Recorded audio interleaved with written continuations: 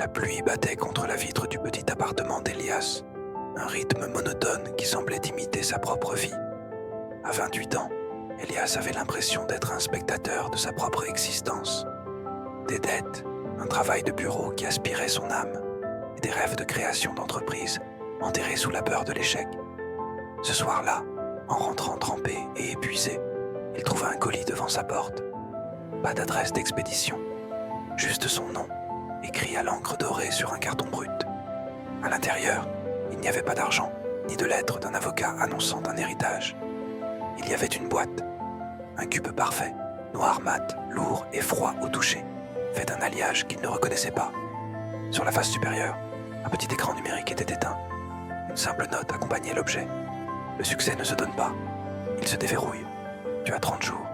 Si tu échoues, tu perdras ta seule chance de changer de vie. Elias ricana nerveusement. Une blague. Il tourna le cube dans tous les sens. Pas de serrure, pas de port USB, rien. Soudain, l'écran s'illuma. 5 heures du matin. C'était tout ce qui était écrit. Le lendemain, Elias se réveilla en retard, comme d'habitude.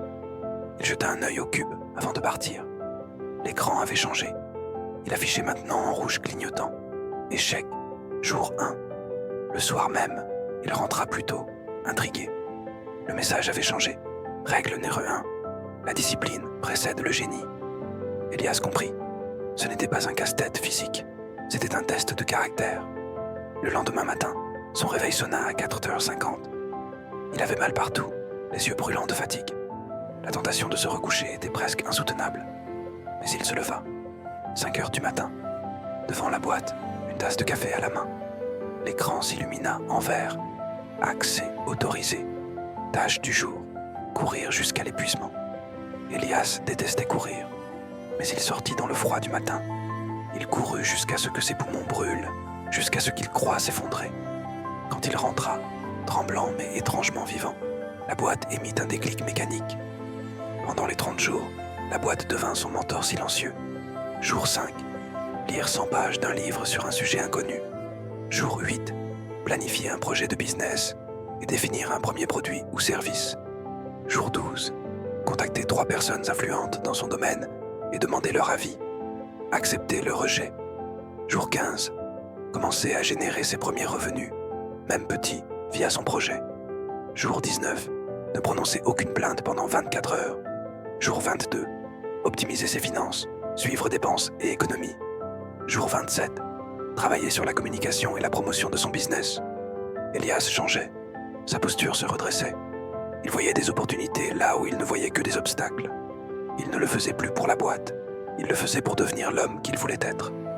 Le 29e jour, il réalisa que son vrai défi n'était pas la boîte, mais lui-même.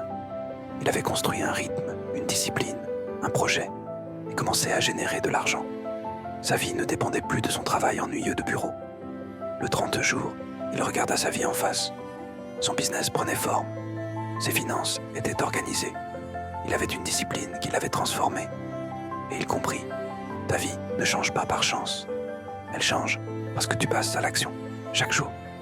Tu peux décider aujourd'hui de créer ton business, de gagner ton argent et de construire la liberté que tu veux. Personne ne le fera pour toi. Mais si tu agis, tu peux tout changer.